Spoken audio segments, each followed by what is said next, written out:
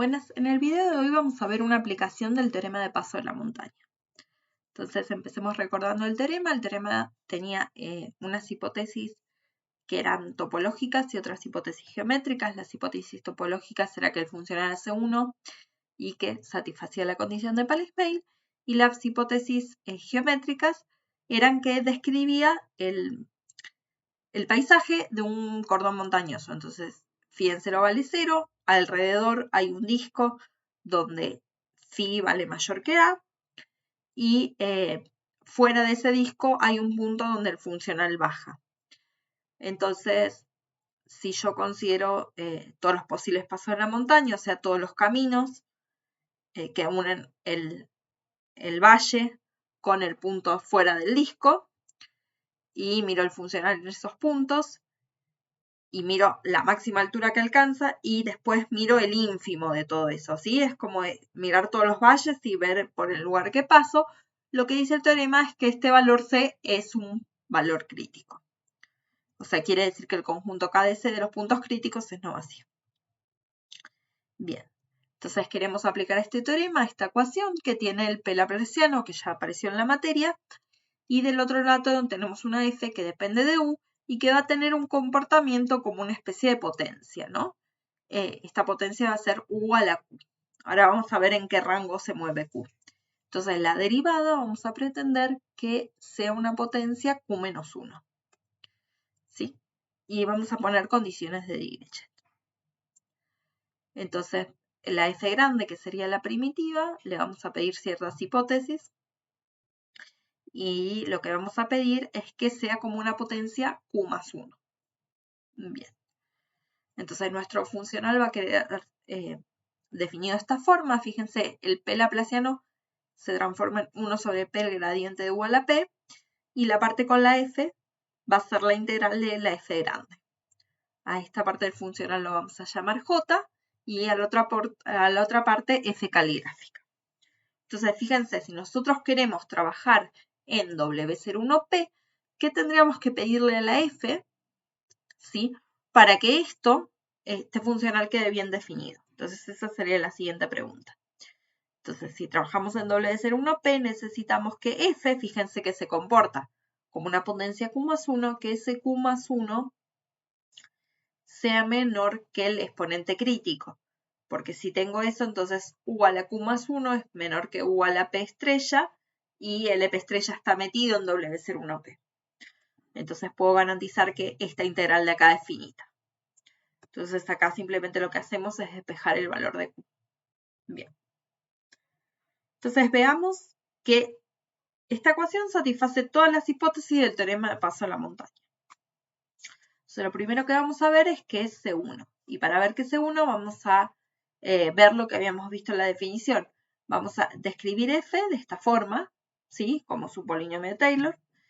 Y lo que hacemos es reemplazamos A por U y B por B, y integramos en omega. Entonces tenemos una expresión de esta pinta. Fíjense que si nosotros logramos probar que esto es 0, ¿sí? La definición de derivada del funcional me diría que la derivada del funcional en U es esto que aparece acá. O sea que nuestro objetivo es probar que esto tiende a 0. Para hacer eso, simplemente lo que hacemos es usar la cota de f', que es lo que aparece acá. Y ahora quiero tratar de controlar esto un poco, así que uso Helder. Y una vez que tengo Helder, fíjense que después uso Poincaré. Bien, entonces tenemos esto de acá. Entonces, como logré expresar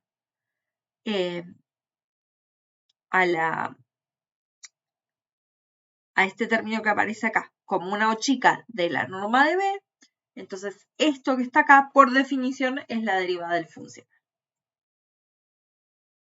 Bien, entonces ya tenemos la derivada de la parte del funcional que corresponde a la F.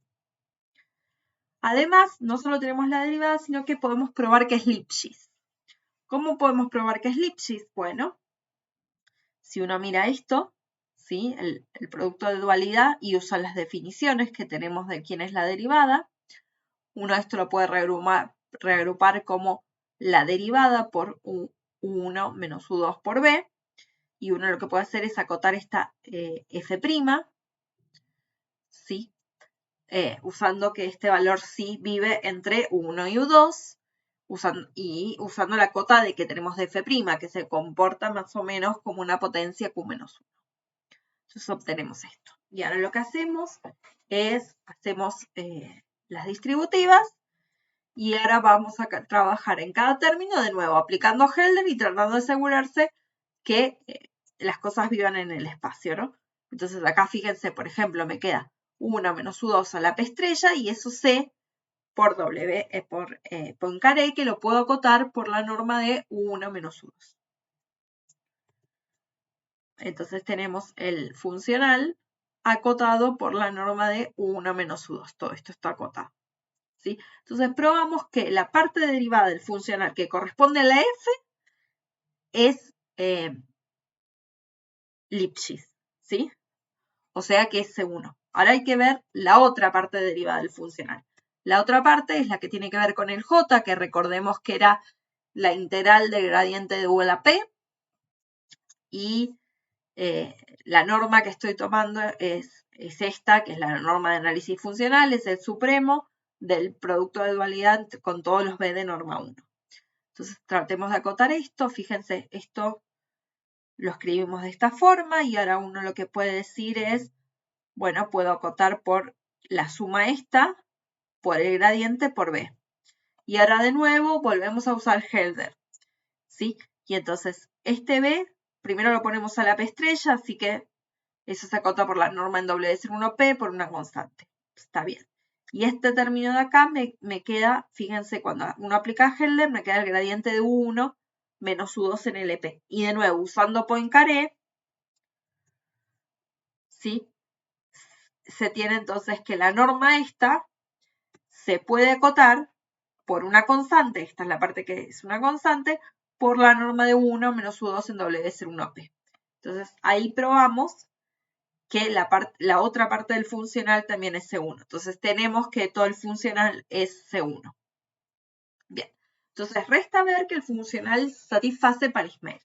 ¿Qué era que satisface Paris-Mel? Que cada vez que yo tengo una sucesión U sub K, que le aplico la phi y me da acotada, y phi' de U sub K tiende a 0, entonces esa sucesión tiene una subsucesión convergente. Entonces vamos a trabajar un poco con eso, y lo que me dice es, fíjense que phi' tiende a 0, me dice que esto en norma se hace menor que epsilon. Pero esto es esto por definición. O sea que esto si yo miro este cociente, me da esta desigualdad que phi' de sub K contra B es menor o igual que epsilon por B. Bien, pero en particular nosotros ya sabemos quién es phi'. Phi' es el gradiente de U a la P-2 por gradiente de U, que acá lo escribí como P-1 para simplificar, por gradiente de B, menos f de UK por B. Esto es menor que epsilon, la norma de B, para todo B. Y ahora en particular, si elegimos B igual U sub K, nos queda esta expresión. ¿Sí? Bien. Entonces tenemos esta primera cota, digamos, por así decirlo. Por otro lado, sabemos que el funcional en U sub K está acotado. ¿Sí? Es esto de acá. Entonces, juntando las dos cosas, uno lo que hace es multiplicar este funcional por 1 sobre gamma y sumarle lo anterior. Entonces, obtenemos toda esta expresión juntando las dos cosas anteriores. Y ahora, si recuerdan las hipótesis que le impusimos a la F grande, había un gamma dando vuelta. Bueno, la hipótesis que le pusimos a la F es justo para que este término de acá tienda a 0. Perdón, sea menor o igual que 0. Eso es lo que quise decir. Que sea algo que nosotros podamos descartar. Entonces, descartamos el término. Bien, una vez que hacemos eso, fíjense que puedo tomar epsilon igual a 1, por ejemplo, y directamente poner esto acá. Y como esta constante es positivo, esto lo que nos está diciendo es que la norma de U sub K, la P, es menor o igual que una constante en la norma de U sub K. Entonces nos está diciendo que la sucesión U sub K está acotada en W es 1P. Y eso es una muy buena noticia. ¿Por qué? Porque eso me quiere decir que yo entonces puedo tener una sucesión que converge débil a la U. Y aparte puedo tener convergencia fuerte en algunos LP, ¿sí? Eso está dado por el teorema de Rayleigh-Kondrashov que vimos en la materia. Entonces, U sub K tiende a U en LQ más 1 si Q más 1 es menor que el P estrella. Bien, entonces esta parte va a ser clave para tratar de probar la condición de Palismale. ¿Por qué? Fíjense, vamos a concentrarnos en mirar qué le pasa a la parte derivada de la F. ¿Sí? Entonces uno dice, bueno, tengo W es F' de U y WK es F' de U sub K y queremos ver que los WK tienden a los W. Entonces uno mira la norma está al cuadrado, es esto, y ahora usa Helder y les aparece esta desigualdad. Y ahora uno puede trabajar un poco más. Dice, bueno, acá tengo WK menos W en la norma LQ más 1. Puedo usar desigualdad de Sobolev y acortarlo en W01P, pero esto es justo F' de U sub K menos F' de U. Entonces acá tengo la misma norma que tenía acá. Entonces cuando yo reemplazo, ¿sí? Este cuadrado se tacha con una de las normas. Entonces nos queda que la norma de phi' de U sub K menos phi' de U se acota por F de U sub K menos F de U en LQ más sobre Q omega. Pero fíjense, ¿qué nos está diciendo?